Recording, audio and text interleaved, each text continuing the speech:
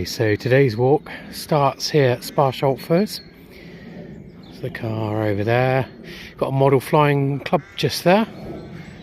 Down in the valley there's a bit of sunlight. Hopefully that's indicative of things to come, but I doubt it. And here, this is actually the Ridgeway going along here.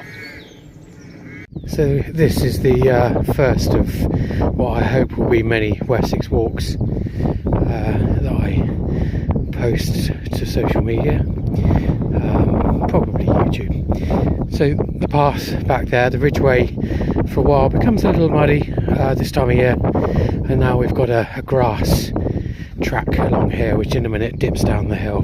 There's a water tap back there, unfortunately not working at the moment. Along here we have stunning views down into the Vale of the White Horse.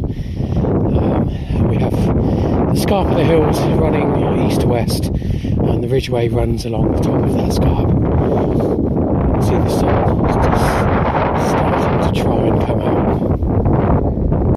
The Ridgeway itself is quite slippery and it's wet muddy chalk, so parallel to it is this path which itself is actually quite slippery, but this time of year is definitely the way to descend this particular hill. Ahead in the hill you can see, between the sort of brown and green fields, you can see the Ridgeway itself climbing back up the other side of this valley. The Ridgeway itself is 87 miles long, and it's been designated as a national trail now for 50 years, but the route itself has been used for over 5,000 years. In that time it has deviated a little bit either side, but this is the route we have today, and hopefully not too long we'll be getting up to Blowingstone Hill and then the Uffington White Horse, which is the aim of today's walk. Beautiful views looking back. Promote another walking YouTube channel if you like these kind of things. A gentleman calls himself Voxley19. Been a big fan of his videos for years and years, and he likes to walk all sorts of trails.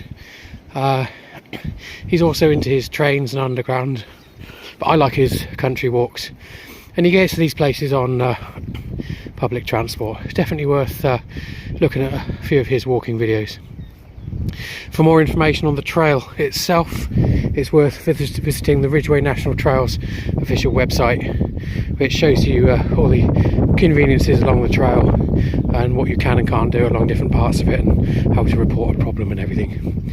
Both definitely worth checking out. Okay, we've reached the top of Blowingstone Hill. Obviously this is a good place to park your car, but just be a little bit aware. That's the way I've just come down from. Leaving that little parking spot there. Just heading up the Ridgeway now towards the west, towards Rams Hill, and weather permitting I'll be able to show you from the air Rams Hill Coombe as well. Rams Hill itself used to be an old Iron Age hill fort, but it's since been completely ploughed in. Views really opening up to the right now as we start to climb up towards Uffington White Horse Hill, which will be the highest point on this little walk. The Ridgeway here is actually quite good for cycling and horse riding throughout the winter. You get a few puddles, bits of mud, but not as bad as other places. All the way from here right past Wayland Smithy is pretty good. This is Rams Hill, and we continue that way up to Uffington in a few minutes. Those trees there are the top of Rams Hill, and I believe the hill fort was probably out in the field there.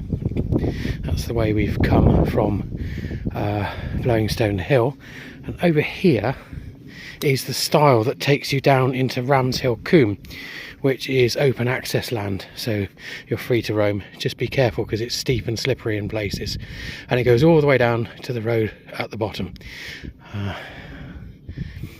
It's named Britchcombe. I think that's named after the farm at the bottom. Britchcombe Farm used to be owned by Mrs. Seymour, who made it into a campsite, but I believe she has since passed away. So let's look at an aerial perspective of Rams Hill Coombe, taking off now towards the south, and you can see the Coombe opening up below us, in front of us, going all the way down to the road at the bottom. This is created probably by ice melt, solifluction. Now we'll have a look at the Coombe, just looking back at it, rising up. In the distance you can see Uffington Whitehorse Hill, and the hill fort is on the top of the hill there. Now we're looking at lynchets. So these agricultural lynchets that we can see in the Coombe seem to extend across the modern day field itself. We can still see those. And now in the distance we're just having a distant look at Uffington Castle with the Ridgeway next to it.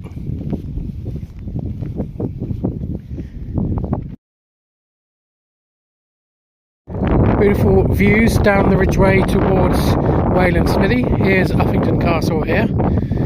The Ridgeway goes past. I'm going to leave you with some aerial shots of Uffington Castle and Uffington Whitehorse. There's no one else around today. I think the weather's something to do with it. Always be a bit careful when flying around National Trust places or nearby. They don't allow launches and landings, and that's enshrined into bylaws.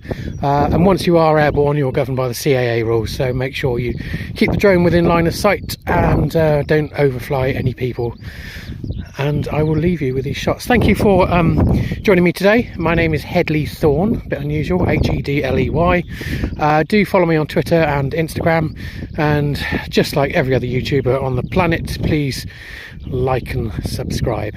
I'm now going to walk back to my car. It's a few miles back that way, and yeah, I'll leave you with these shots of Uffington.